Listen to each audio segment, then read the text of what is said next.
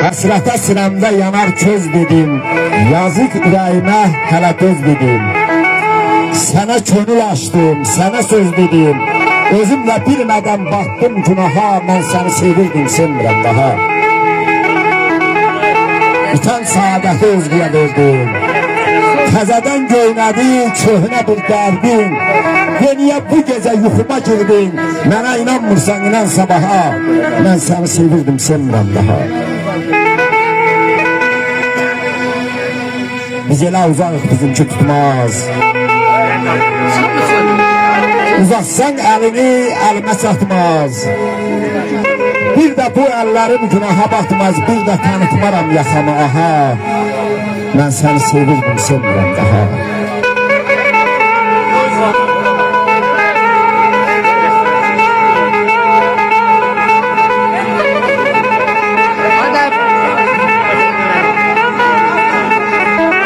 Ancaq həmişə gənclər sizə tövsiyəmdir, sevin.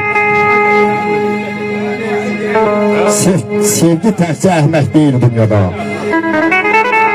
həm də əhdini bisməkdir sevgi. Sevilir dünyada, sevib dünyada kiminsə qəlbinə köçməkdir sevgi.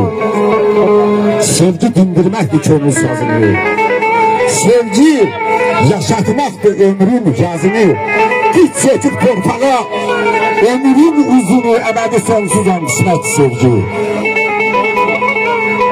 Lalenin sevgisi qara xalında, tükenmez sevgi var igid qolunda.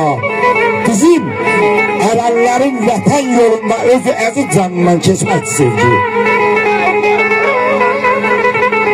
Və yenə Sahib Camal deyir ki, ağlıya bilmirəm mənə nə olur. Kolum kırıldı. Ağlıya bilmirəm mənə nə olur, gülürəm bir dəli sevgidən ötürü. Tutub ürəyimi görməsə yerə bölürəm bir dəli sevgidən ötürü. Sərxan, belə görməmişdim əzəl qızları.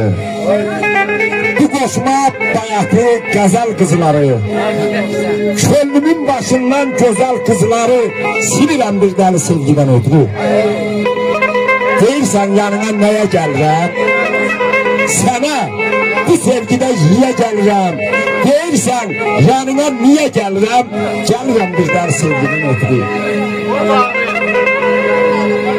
Baxışı da dəli, gözü də dəli, söhbəti də dəli, sözü də dəli, ürəyi də dəli, özü də dəli.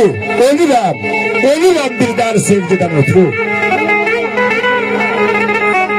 Danış, Sahib Camal, danış, sus, danış.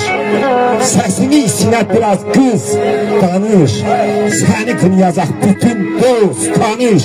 Bilirəm bir dəli sevgidən ötürü. Ölürəm bir dəli.